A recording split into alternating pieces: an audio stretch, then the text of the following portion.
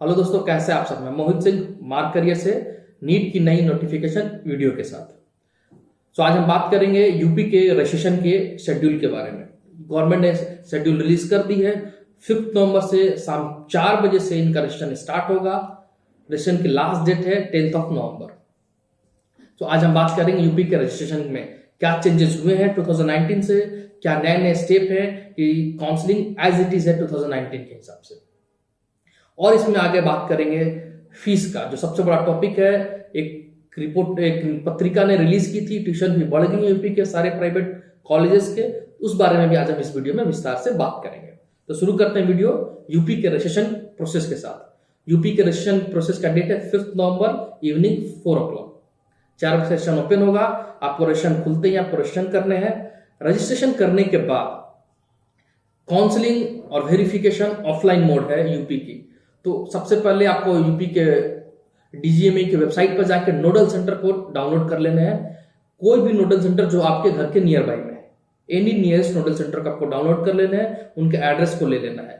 जैसे आप रजिस्ट्रेशन करेंगे उसके बाद आपको डीडी का अमाउंट जो वेबसाइट में दे रखा है, किस नाम की आपको डीडी बनानी है। यदि आप गवर्नमेंट कॉलेज की काउंसलिंग करना चाहते हैं तो डीडी 30,000 रुपीज का होगा। यदि आप प्राइवेट कॉलेज की काउंसलिंग करना चाहते हैं तो वो डीडी 2 लाख रुपीज का होगा। और यदि आप दोनों का काउंसलिंग करना चाहते हैं, गवर्नमेंट का और प्राइवेट का, तो जब हाईएस्ट अमाउंट होगा जो 2 लाख, सिर्फ वही आपको पे करने हैं। 30,000 आपको पे नहीं करने। तो जैसे ही आप डीडी बनाएंगे 2 लाख रुपीज का, आपको नोडल सेंटर में जाना है। स्टूडेंट कंपलसरी है, पेरेंट्स या गार्डियन नहीं जा सकते हैं। स्टूडेंट कंपलसरी है नोडल सेंटर के लिए। जैसे ही आप नोडल सेंटर में जाएंगे वहां आपको डॉक्यूमेंट वेरिफिकेशन करानी है। डॉक्यूमेंट वेरिफिकेशन में आपको चाहिए 10th की मार्क्स कार्ड, 12th की मार्क्स कार्ड, एक आईडी प्रूफ, सारे original with 3 set of xerox. आप अपना फोटोग्राफ भी एज ए बैकअप लेके जा सकते हैं। इसके बाद जब डॉक्यूमेंट वेरिफिकेशन आप कराएंगे, जो बच्चे गवर्नमेंट कॉलेज के लिए जाना चाहते हैं वो उनको डोमिसाइल सर्टिफिकेट देना होगा, कैटेगरी सर्टिफिकेट देनी होगी। जो बच्चे पीएच कैटेगरी के हैं, ईडब्ल्यूएस कैटेगरी के हैं, उनका सर्टिफिकेट उनको सबमिट करना पड़ेगा। सर्टिफिकेट ज्यादा पुराना नहीं होना चाहिए। लेटेस्ट सर्टिफिकेट आपको सबमिट करने हैं नोडल सेंटर में। जब एक बार डॉक्यूमेंट सबमिट करेंगे तो डॉक्यूमेंट वेरिफिकेशन होगी। डॉक्यूमेंट वेरिफिकेशन होने के बाद आपको एक स्लिप मिलेगा। वो स्लिप लेके फिर से आपको ऑनलाइन जाने हैं। वहां जैसे ही आप डॉक्यूमेंट वेरिफिकेशन का स्लिप अपलोड करेंगे, आपके चॉइस फिलिंग का ऑप्शन ओपन हो जाएगा। डॉक्यूमेंट वेरिफिकेशन की लास्ट डेट 9 नवंबर है। 10 नवंबर को चॉइस फिलिंग ओपन होगा। चॉइस फिलिंग डालेंगे, 11th और 12th को अलॉटमेंट और रिजल्ट आएगा। जैसा ही आपको अलॉटमेंट आएगा, आपको फिर से किसी कॉलेज में रिपोर्ट नहीं करना है। You have to go to nodal centre. जो भी नियरेस्ट नोडल सेंटर होंगे वहां आपको जाना है। वहां जाके अलॉटमेंट लेटर सबमिट करना है।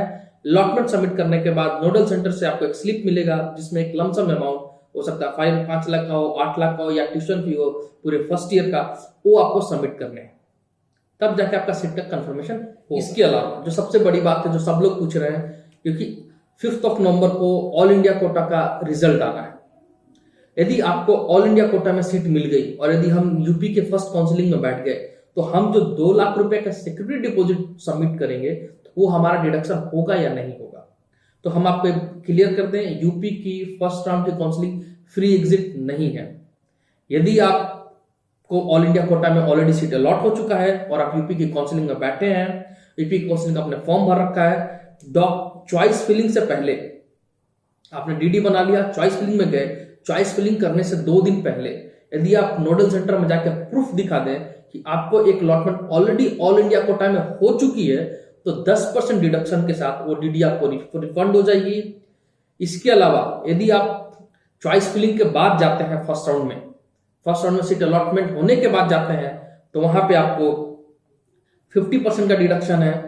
अगर आप फर्स्ट राउंड सेकेंड राउंड के अलॉटमेंट के पास जाते हैं रिफंड के लिए, तो आपको वहां 0 रिफंड है और सारा अमाउंट डीजीएमई को चला जाएगा। आपको रिफंड उसमें कुछ भी नहीं मिलेगा। इसके लिए आपको सबसे इंपॉर्टेंट बात है, आप अपना होमवर्क टाइट करें, डेली वीडियो देखें, डेली अपडेट्स लें और अपने कॉलेजेस को चूज करें। आपको क्या कॉलेज लेना है, क्या कॉलेज नहीं लेना है। उसके बाद आप चॉइस फिलिंग करें, डीडी सबमिट करें, क्योंकि एक बार डीडी आपने सबमिट करी नोडल सेंटर में तो डिडक्शन होने हैं, आइदर वो 10% हो या 50% हो।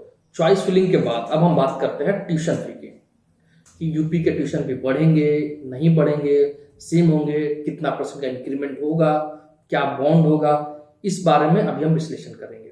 ये वीडियो बेसिकली हमने ये इसलिए बनाया कि ट्यूशन फी की जो भी रूमर्स चल रही है पूरे सोसाइटी में, उस पर कितनी सच्चाई है। तो आप सबको पता है कि पत्रिका करके एक न्यूज चैनल है राजस्थान की, इसने एक आर्टिकल छापा था कि यूपी के कॉलेजेस की फी डबल हो गए। जिनकी फी 8 लाख थी उनकी फी 16 लाख हो गए, जिनकी फी 11 लाख थी उनकी फी 20 लाख हो गई है। तो इस बारे में हम डिस्कस करेंगे, इस बारे में हम बताएंगे कि इस न्यूज में कितनी सच्चाई है। हम ये नहीं करें कि न्यूज पूरी फेक है, हम ये नहीं करें कि न्यूज पूरी कंफर्म है। ऑफिशियली अभी तक ऐसा कुछ भी अनाउंसमेंट नहीं हुआ है कि यूपी की फी बढ़ेगी तो कितनी बढ़ेगी, नहीं बढ़ेगी तो नॉर्मल होगी या कुछ उसमें इंक्रीमेंट होगा। दूसरी पॉइंट सबसे इंपॉर्टेंट बात है, जब ये पूरी आर्टिकल को आप पढ़ेंगे तो उसमें सेमी गवर्नमेंट का जिक्र हुआ है। यूपी में सेमी गवर्नमेंट का ऐसा कोई वर्ड है ही नहीं, या तो 2 ही कॉलेज यूपी में, या तो गवर्नमेंट है या तो प्राइवेट है। सेमी गवर्नमेंट का कैसा कुछ भी नहीं है। सेमी गवर्नमेंट होते हैं कुछ स्टेट में, जैसे कर्नाटका है, वेस्ट बंगाल है, आपको तमिलनाडु है, इन सब स्टेटों में सेमी गवर्नमेंट नाम का वर्ड होता है। जहां पर प्राइवेट कॉलेज में गवर्नमेंट फी होती है, डिपेंड करता है वो मेरिट पे मिलता है वहां के डोमिसाइल के बच्चों का। तो यूपी में ऐसा कुछ भी नहीं है प्राइवेट कॉलेजेस में। दूसरी बात, फी ऑलमोस्ट हर कॉलेज का बढ़ा है। डिम्ड की फी बढ़ी है, नॉर्मल स्टेट की फी बढ़ी है, गवर्नमेंट कॉलेज की फी बढ़ी है। तो चांसेस ज्यादा है कि यूपी की भी फी बढ़ेंगे, बट चांसेस ये नहीं है कि फी डबल हो जाएगी, 200% की हाइक होगी। माइट भी 10% का इंक्रीमेंट होगा, 20% का इंक्रीमेंट हो सकता है। इसके अलावा प्राइवेट कॉलेजेस फी इसलिए बढ़ाते हैं क्योंकि उनको उनका इंफ्रास्ट्रक्चर मेंटेन करना पड़ता है, हॉस्पिटल मेंटेन करना पड़ता है, बिल्डिंग मेंटेन करने पड़ते हैं। इन सब चीजों के लिए उनके पास कोई गवर्नमेंट की फंड नहीं होती, तो गवर्नमेंट से रिक्वेस्ट करते हैं कि हमें अपनी फी बढ़ानी। इसका एक एग्जांपल में अपने तमिलनाडु में एक कॉलेज है जिसने गवर्नमेंट को, वहां के तमिलनाडु का हाईकोर्ट को एक लेटर लिखा था कि हमें as per my infrastructure we just want to increase the tuition fee of your MBBS course 2021 academic year. तो उन्होंने रिक्वेस्ट डाला था कि फी हमारा फ्रॉम 27 लाख टू 35 लाख के बीच में हमारी फी पर ईयर वी डिमांड। उन्होंने ऐसा रिक्वेस्ट एक पिटीशन डाला था। तो गवर्नमेंट ने उस पिटीशन को कैंसिल कर दिया, खारिज कर दिया, और एमसीसी ने उस पर रिस्पॉन्स करा है कि according to your infrastructure and your college facility we are giving you authority to increase the tuition fee up to 12.50 lakh per year. तो ये एक एग्जांपल है तमिलनाडु का। एक दूसरा एग्जांपल आपको बताते हैं, केपीसी मेडिकल कॉलेज जो कलकत्ता में है। केपीजी मेडिकल कॉलेज 2 साल में पूरी फी ले लेती है। पिछले साल उसकी फी 40 लाख थी, इस बार उसकी फी ऑलमोस्ट 60 लाख के आसपास होने का चांसेस है। 14 लाख रुपीज पर ईयर फी रहेगा, और 2 साल में पूरा फी ले लेता है, उसमें 10% की इंक्रीमेंट होती है। तो यदि वो इंक्रीमेंट होता है और उसमें 2 साल का बॉन्ड होता है, स्टूडेंट को साइन करने पड़ते हैं। यदि फी की इंक्रीमेंट होती है तो बैलेंस भी जो भी होता है स्टूडेंट को पे करना पड़ता है। इसके लिए कॉलेज एक बॉन्ड साइन कराता है हर बच्चों का। इसके बाद एक और होता है कॉलेज, प्राइवेट कॉलेज जो स्टेट से फाइट करते हैं कि हम अपनी फी इतनी रखेंगे, हमारा इतना डिमांड है, this much is my expenses, हमें फी इतनी रखनी है।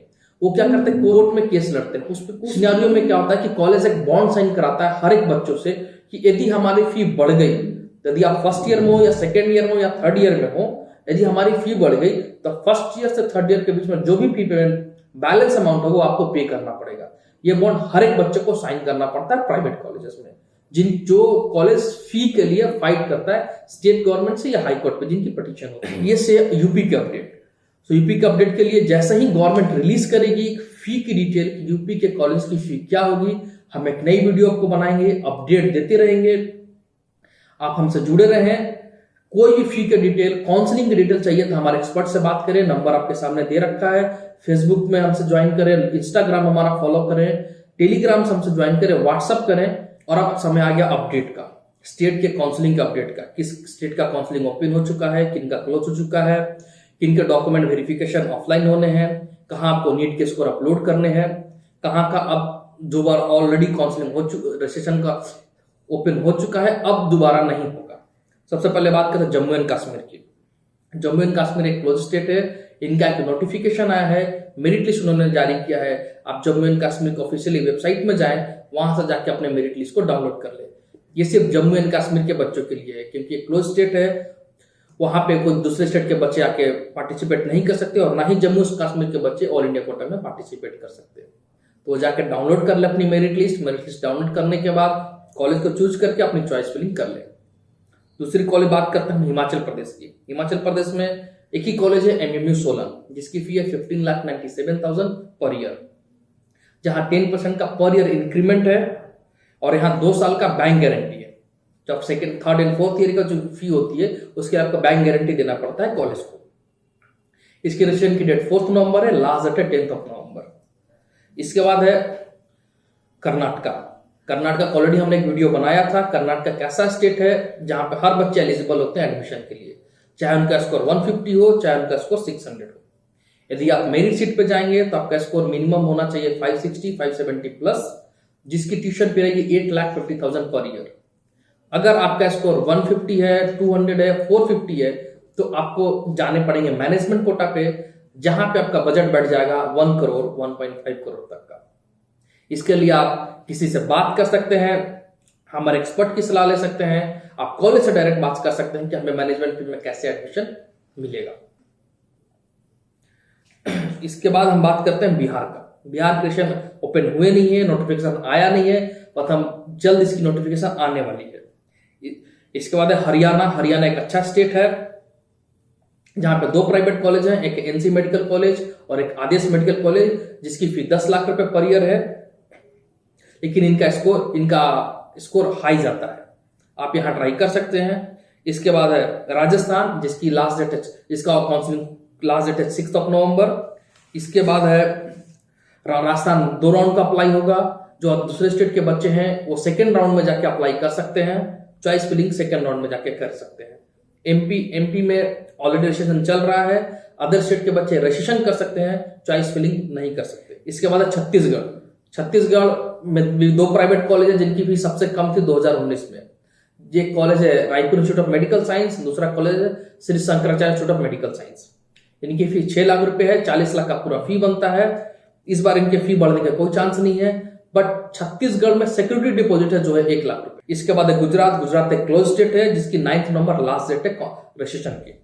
इसके बाद झारखंड भी एक क्लोज स्टेट है, 5 नवंबर इनका लास्ट डेट है। यहाँ पे एक ही प्राइवेट कॉलेज है जो इस साल खुला है, जिसका नाम मणिपाल टाटा इंस्टीट्यूट।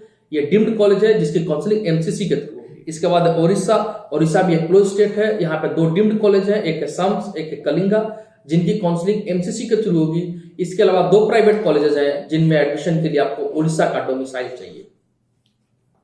इसके बाद आंध्र प्रदेश ओपन स्टेट है, इनका सिर्फ मेरिट लिस्ट जारी हुआ है वहां के बच्चों के लिए, अदर स्टेट के बच्चों के लिए अभी इनका नोटिफिकेशन नहीं आया है। महाराष्ट्र में 70-30 का रेशियो का इशू चल रहा है कि इस कोर्ट में है, उसकी आज या कल में उसकी नोटिफिकेशन आ जाएगी। ये क्लोज स्टेट है, यहाँ सिर्फ डिम्ड कॉलेज हैं जिसके लिए आप अप्लाई कर सकते हैं, जिसकी काउंसलिंग MCC के थ्रू होती है। इसके बाद हम बात करेंगे तेलंगाना की। तेलंगाना एक ओपन स्टेट है, यहाँ पे काफी अच्छे प्राइवेट कॉलेजेस हैं, इनका भी अभी तक नोटिफिकेशन नहीं आया है। तेलंगाना के स्टेट के बच्चों का नोटिफिकेशन आ गया, अदर स्टेट के बच्चों का नोटिफिकेशन अभी आना बाकी है। तमिलनाडु के लिए मैनेजमेंट सीट के बच्चों के लिए जो मैनेजमेंट सीट पे जाना चाहते हैं उनका रजिस्ट्रेशन ओपन हो चुका है, वो रजिस्ट्रेशन कर सकते हैं। इसमें एक कॉलेज है जिसकी फी 12,50,000 है, 5 साल का फी लेता है। आप उस कॉलेज में जाकर रजिस्ट्रेशन कर सकते हैं, उसके लिए आप ट्राई कर सकते हैं एडमिशन के लिए। इसके अलावा CMC वेल्लोर एक कॉलेज है तमिलनाडु में। जो लोग CMC वेल्लोर में पहले से अप्लाई किए होंगे उनको तमिलनाडु में रजिस्ट्रेशन करना होगा, फिर उसके बाद इनका मैनेजमेंट सीट का रजिस्ट्रेशन ओपन होगा, जिसके लिए आपको फिजिकली कॉलेज पे जाना होगा, डॉक्यूमेंट वेरिफिकेशन।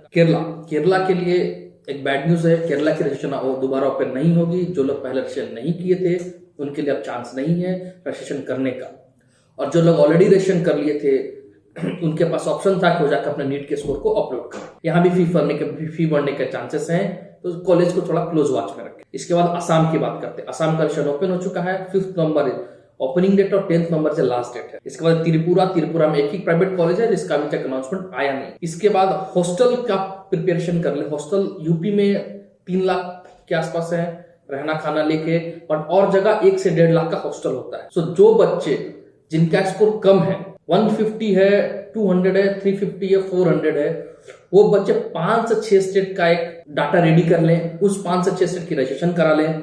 क्योंकि यदि आपके पास रजिस्ट्रेशन नहीं होगा और मॉपअप राउंड में जब सीटें गिरेंगी, जब आपको कम स्कोर पर सीटें मिलेंगी और यदि आपके पास रजिस्ट्रेशन नहीं है तब इसमें एडमिशन नहीं ले सकते हैं। तो जिन बच्चों को जो बच्चे मेरिट पे सीट नहीं ले पा रहे हैं, जिनका स्कोर कम है, वो बच्चों के लिए है वो रजिस्ट्रेशन कर लें। रजिस्ट्रेशन करने के बाद वो उस वेट करें, यदि मॉपअप में सीट स्कोर गिरता है तब जाके वहां काउंसलिंग करके सीट ले सकते हैं। इसके अलावा कर्नाटका एक ऐसा, कर्नाटका की हम बात कर लें, कर्नाटका में जिन बच्चों का जनरल में 147 स्कोर है वही बच्चे कर्नाटका के एडमिशन के लिए एलिजिबल हैं। यदि आप कैटेगरी में 147 से नीचे हैं तब कर्नाटका के मैनेजमेंट कोटा में भी एलिजिबल नहीं है। जो बच्चे 147 से ऊपर हैं सिर्फ वही बच्चे एलिजिबल हैं कर्नाटका के स्टेट के काउंसलिंग के लिए या सीट एडमिशन के लिए, मैनेजमेंट सीट के लिए। तो ये रहा वीडियो आज का डिटेल का, जिसमें हमने सारे स्टेट का बता दिया, हमने यूपी का डिस्कशन किया। हम नेक्स्ट वीडियो बनाएंगे जब यूपी की ट्यूशन फी की डिटेल गवर्नमेंट रिलीज कर देगी, नोटिफिकेशन आ जाएगा तो यूपी की पूरी डिटेल, पूरी विश्लेषण हम करेंगे कि किस कॉलेज का फी बढ़ गया, उस कॉलेज में उतना फी देने लायक कॉलेज है या आप दूसरे स्टेट में जाएं। इस पूरे वीडियो पे नेक्स्ट वीडियो में इस बारे में हम चर्चा करेंगे। धन्यवाद, thank you, all the best for all the students.